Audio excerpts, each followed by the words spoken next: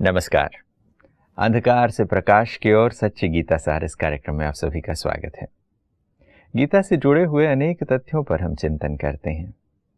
कभी कभार गीता के प्रकाश में जब चीज़ों को देखते हैं तो बहुत ही गहराई से हमें चीज़ों का वास्तविक मर्म समझ में आता है। क्या आपने कभी चिंतन किया है कि श्री राम के हाथ में धनुष बाण क्यों दिए गए हैं? जब वो सिंहासन पर विराजमान है तभी भी धनुष बाण लेकर बैठने की आवश्यकता क्या है? इस पर जब चिंतन करते हैं तो तब लगता है कि हाँ, ऐसी तो आवश्यकता नहीं थी। जरूर ये किसी न किसी चीज का संकेत होगा। ऐसे ही श्री कृष्ण के हाथ में बांसुरी भी दिखाई जाती है। क्या वो हमेशा ही बांसुरी बजाते थे? आइए इस पर चिंतन करते हैं। आज हमारे साथ स्टूडियो में ब्रह्मा कुमार ब्रजमोहन भाई हैं। भाई साहब, आपका स्वागत है। ओम शांति। ये बड़ी मज़ेदार बात लगती है जब हम चित्रों में देवी देवताओं को देखते हैं। श्री राम को जब हम देखते हैं तो वो सिंहासन पर विराजमान हैं, सीता जी भी साथ में बैठे हैं, मगर श्री राम धनुष बाण लेकर बैठे हैं। तो ऐसा लगता है सिंहासन पे बैठे हैं तो धनुष बाण का क्या काम, क्योंकि सिंहासन से तो कोई धनुष बाण चलाना नहीं है। मगर फिर भी ये दिखाया गया है तो कभी हम इस पर चिंतन नहीं करते कि ऐसा क्यों, क्योंकि सिंहासन पर इसकी आवश्यकता नहीं है तो क्यों दिखाया गया ऐसा? आज के किसी व्यक्ति से पूछेंगे, वो सोचकर ये बताएगा कि सिक्योरिटी गार्ड पर भरोसा नहीं है, कि कई बार सिक्योरिटी गार्डों ने धोखा दिया है तो व्यक्ति का बचाव खत्म हो गया। तो राम जी ने ये सोचा होगा कि मैं स्वयं ही अपनी सिक्योरिटी का प्रबंध कर लूं, इसलिए मैंने ये धनुष अपने पास रखता हूँ ताकि दुश्मन नजदीक ना फड़के। लेकिन आध्यात्मिक रहस्य इसका बहुत गहरा है। राम जी सिंहासन पर कब विराजमान हुए? जब उन्होंने रावण पर विजय प्राप्त कर ली, अर्थात रावण को समाप्त कर दिया। तो रावण भी सिंबल है, राम जी भी सिंबॉलिक हैं, और ये धनुषवान भी सिंबॉलिक है। राम तो आपको पता है, बताए जाते हैं, एक राम दशरथ का बेटा, एक राम सबके सबसे न्यारा, एक का सकल पसारा, एक राम घट घट में बैठा दिखाते हैं। तो जो राम धनुष वाला दिखाया गया है, भगवान कहते हैं कि आत्मा रूपी राम जब युद्ध करके विकारों रूपी रावण पर विजय पा लेता है तब वो सिंहासन का अधिकारी होता है।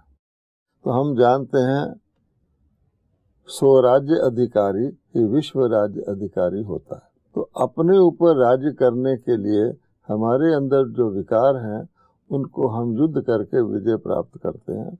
उसका यादगार ये रामायण है। तो अर्थात विजय पाने के बाद प्राप्त किया। कैसे विजय पाई? युद्ध करके पाई।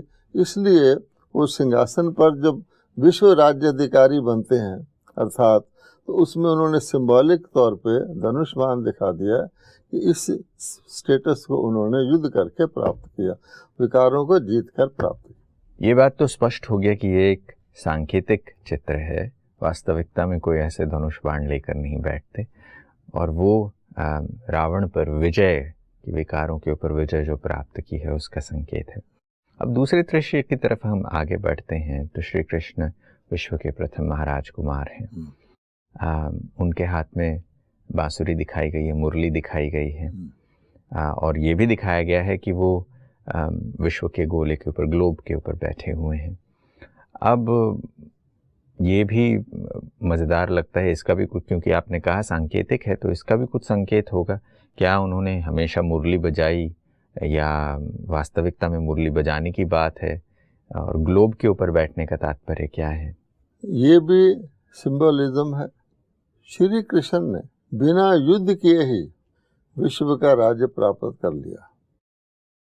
कि जो बहुत ताकतवर होता है उसके आगे शत्रु अगर उतनी ताकत वाला ना हो तो वैसे ही सरेंडर कर देता। तो इसलिए ये दिखाया गया है कि श्री कृष्ण जी ने ऐसी उन्होंने दिव्य शक्तियों को धारण किया कि जिसको हम रावण कहते हैं या माया कहते हैं, या जो शत्रु था उसने बिना युद्ध किए ही सरेंडर कर दिया, और ऐसा विश्व का राज्य उन्होंने प्राप्त किया, इतना स्वराज्य अधिकारी बने कंप्लीट, जिसके लिए उनको 16 कला संपूर्ण दिखाया गया। उससे कंप्लीट कोई भी मनुष्य आत्मा या देवता इस दुनिया में नहीं हुआ।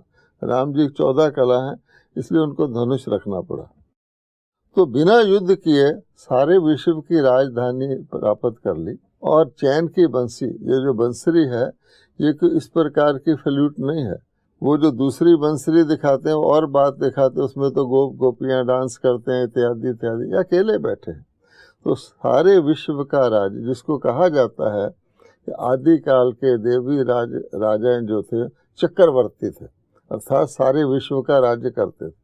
तो चैन की बंसी बजा रहे हैं, अर्थात वो और उनकी राजधानी में सब मनुष्य चैन और आराम से जीते हैं, यानी देवी देवताओं का राज्य है। और श्री कृष्ण जी वास्तव में सिंबॉलिक हैं, वही श्री नारायण बनते हैं।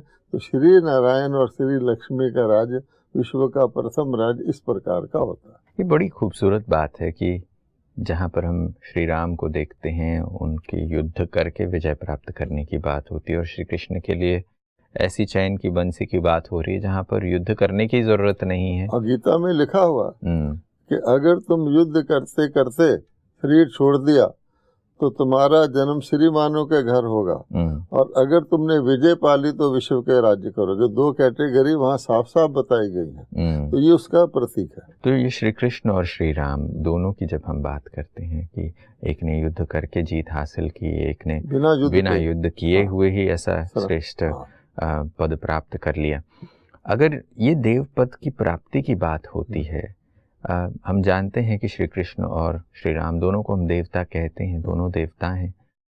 इनकी देव पद की प्राप्ति का पुरुषार्थ क्या है? क्योंकि आपने कहा युद्ध करके जीत हासिल करना, बिना युद्ध किए हुए ही जीत हासिल कर लेना, ये पुरुषार्थ कब हुआ होगा, किसने कराया होगा, कैसे ये पुरुषार्थ किया? पहली बात तो ये जानने की है कि श्री राम ने राज्य किससे लिया।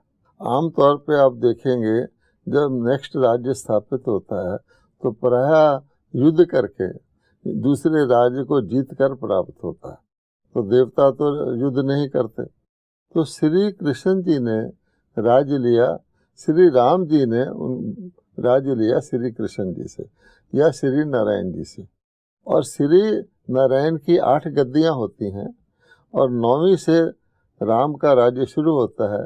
इसलिए जन्म अष्टमी मनाते हैं श्री कृष्ण की, और राम 9वीं मनाते हैं, यानी कंटिन्यूम है। इन दोनों ने ही एक ही जगह पुरुषार्थ किया। और गीता में साफ साफ लिखा हुआ है अगर तुम युद्ध करते हुए जीतोगे तो ये होगा, बिना युद्ध के जीतोगे तो ये होगा, है ना। स्वर्ग की प्राप्ति होगी जो बिना युद्ध किए विजयी होगा, और जो युद्ध करके होगा उसको भी होगी। और दोनों को कहा गया, लेकिन उसका जन्म श्री मानुक, अर्थात उसकी पहली गद्दी नहीं होगी, वो किसी अन्य गद्दी वाले के घर में जन्म लेगा। ये संकेतात्मक है। अब भगवान कहते कि सारे ही देवी देवताओं ने पुरुषार्थ किया। कहाँ किया? उससे पहले कलयुग था।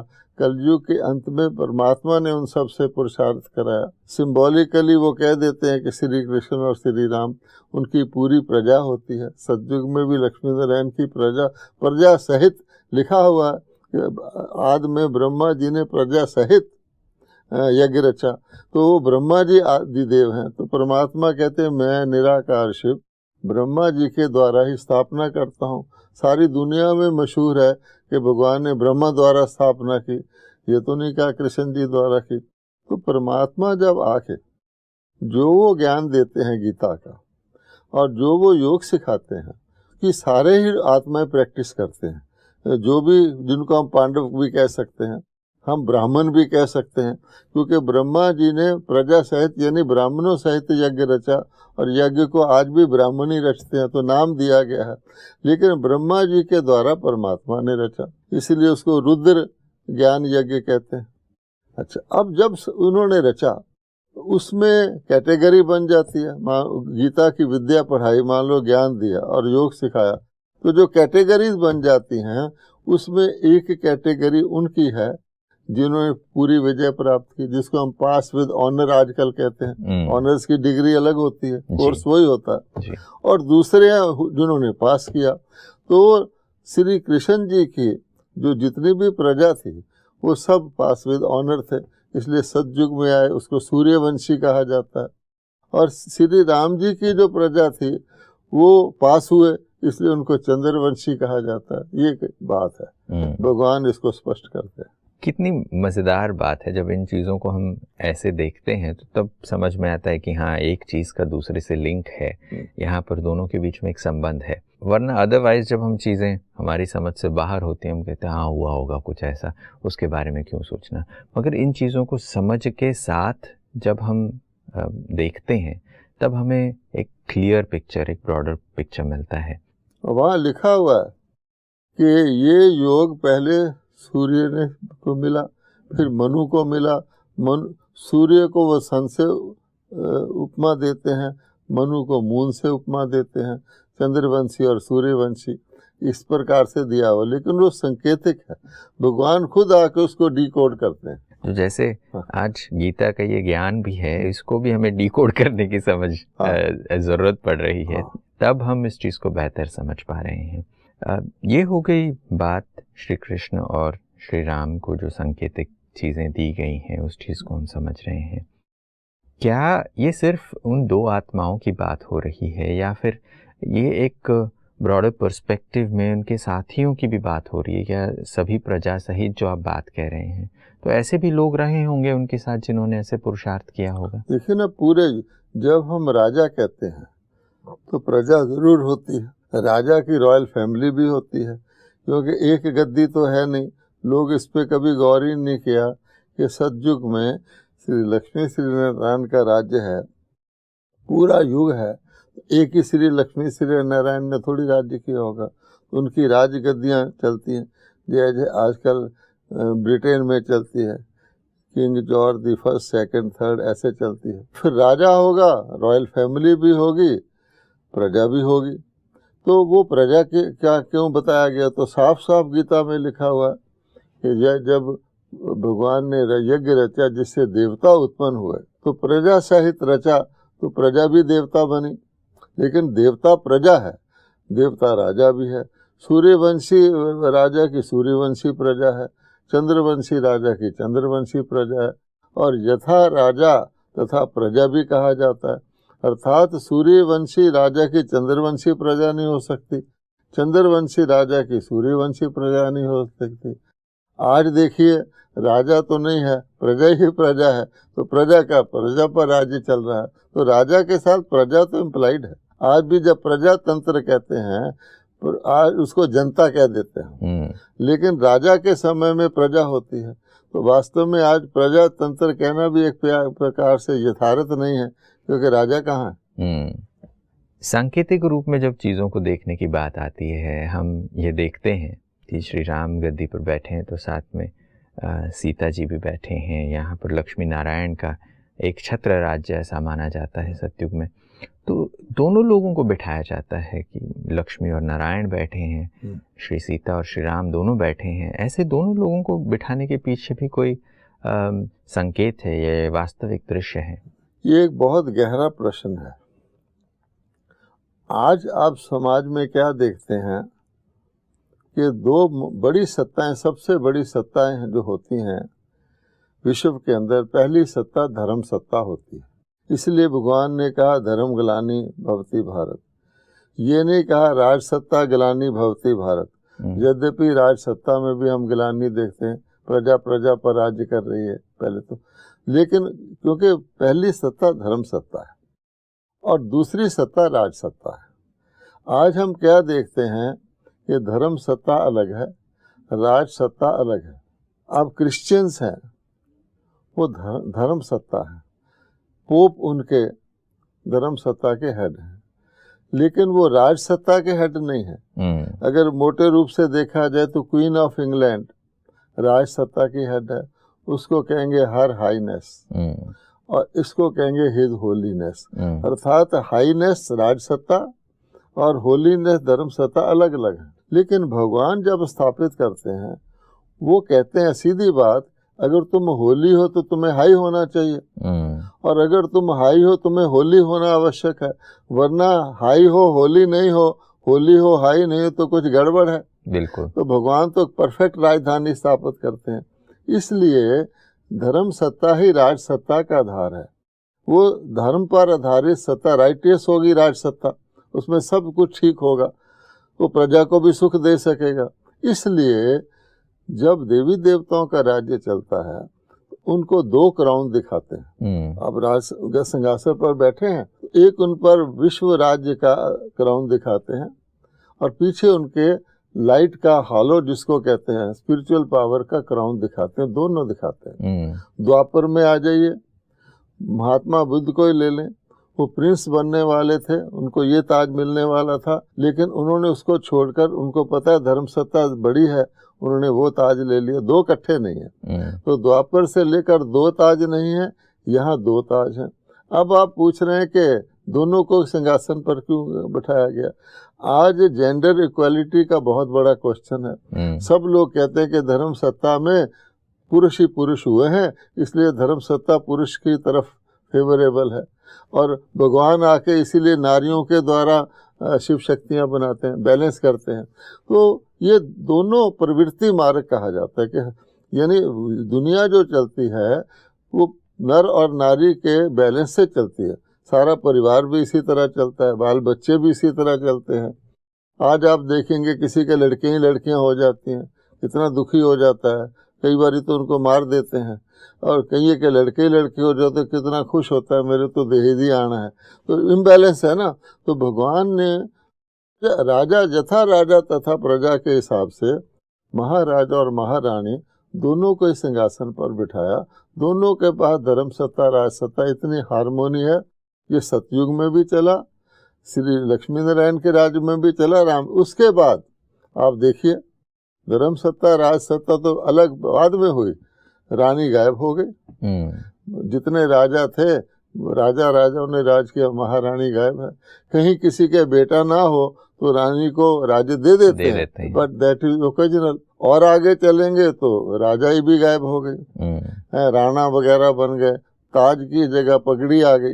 धीरे धीरे वो पगड़ी भी हट गई और धीरे धीरे टोपी भी हट गई। तो ये हालत है। तो गिरावट इस प्रकार से हुई है। तो ये सारी बात यही है कि क्या अगर व्यक्ति नेक नहीं है तो वो बड़ा कैसे हो सकता है, और अगर नेक है तो बड़ा क्यों नहीं है। सीधी बात है। आज हम बड़े ना को भी नेक मान लेते हैं और बड़े को हम बिना नेक के भी स्वीकार कर लेते हैं। इसी को धर्म ग्लानि कहते हैं, और राजक सत्ता की भी ग्लानि है एक प्रकार से। बिल्कुल। तो यहाँ पर हम देखते हैं कि जहाँ धर्म की सत्ता और राज्य सत्ता, इन दोनों में आज अंतर है, और दोनों व्यक्ति के बीच में जो बल होना चाहिए था, धर्म का बल होना चाहिए था, राज्य का बल होना चाहिए था, वो दोनों चीज़ें अभी एक साथ इकट्ठी आजकल तो इतना क्लैश हो गया है कि वो समझते हैं कि अगर धर्म नेता बनना है, धर्म सत्ता वाले बनना है, तो आपको राज सत्ता वाली चीज़ों से परहेज करना पड़ेगा। अगर कोई धर्म नेता लग्जरी में रहना शुरू कर दे तो उसको धर्म नेता ही नहीं मानते। और राज सत्ता में आवश्यक नहीं है कि आप करेक्टर वाले आदमी हो, आपके अंदर कोई धर्म कर्म हो, कुछ नहीं है। आज देख लीजिए राज सत्ता की सारी न्यूज़ पढ़ के देख लीजिए। तो आज की दुनिया में ये वो आँख ही नहीं रही कि नेक आदमी ही बड़ा होना चाहिए और बड़ा आदमी को नेक होना चाहिए। और इसलिए वो आउटवर्डली दिखाने के लिए तो एक साधु महात्मा होगा तो उसको घर का त्याग, धन का त्याग, परिवार का त्याग करना, तब वो साधु कहलाता है। क्या लक्ष्मी नारायण साधु नहीं है? उनको कोई त्याग नहीं करना पड़ता। लक्ष्मी से तो लोग धन मांगते हैं। तो आपके पास ऐसी आत्मिक शक्ति है कि आप धन होते हुए भी धन का सदुपयोग करते हैं। आज जो ही किसी के पास ज़्यादा धन आता है, दुरुपयोग शुरू हो जाता है, तो पहला उसका कैजुअलिटी उसकी धर्म सत्ता होती है। कहेंगे धन आ गया तो क्या करेगा, उसका खाना पीना और तरह का हो जाएगा, आदतें खराब हो जाएंगी। तो लोग कहते थे धन ही माया है, आजकल ये कहने लग गए। बिल्कुल, बहुत ही खूबसूरत चर्चा हम ये कर रहे हैं। इससे ये समझ में आ रहा है कि कैसे सांकेतिक रूप में हम चीज़ों को देखते तो आ रहे हैं, मगर उसके सही अर्थ को न समझने के कारण अर्थ का अनर्थ हो जाता है, समाज में वो परिवर्तन हो जाता है। जहाँ पर धर्म की बात हम कर रहे हैं वहीं अधर्म फैलता चला जाता है और वापस उस चीज़ को समझने की सही में आवश्यकता है। समय को देखते हुए यही बातचीत को विराम देना पड़ेगा। आज आप स्टूडियो में आए, इसके लिए आपका बहुत बहुत धन्यवाद। नमस्कार। ओम शांति। दोस्तों, अंधकार से प्रकाश की ओर सच्ची गीता सार में आज हमने समझा कि श्री राम को धनुष बाण दिखाए गए हैं। वो हमेशा धनुष बाण लेकर नहीं बैठते, वो किसी चीज़ का संकेत है। ऐसे ही श्री कृष्ण के हाथ में जो बांसुरी दिखाई जाती है वो चैन की बांसुरी है। उन आत्माओं के विजय की कहानी है जिन्होंने इस विश्व के राज्य को कैसे हासिल किया, उसके संकेत के रूप में। लक्ष्मी नारायण का एक छत्र राज्य सिंहासन पर दोनों को बिठाना भी एक ऐसे समाज की, एक ऐसी दैवी दुनिया की बात कर रही है जहाँ पर जेंडर इक्वालिटी है, जहाँ पर नर नारी समान है। आज जिस संसार में हम रहते हैं वहाँ पर क्या धर्म व्याप्त है? धर्म सत्ता और राज्य सत्ता में जो अंतर हम देखते हैं वो किस बात का द्योतक है? बड़ी खूबसूरत चर्चा आज हमने की है। अगले एपिसोड में कुछ और विषयों के साथ हाजिर होंगे। तब तक के लिए नमस्कार।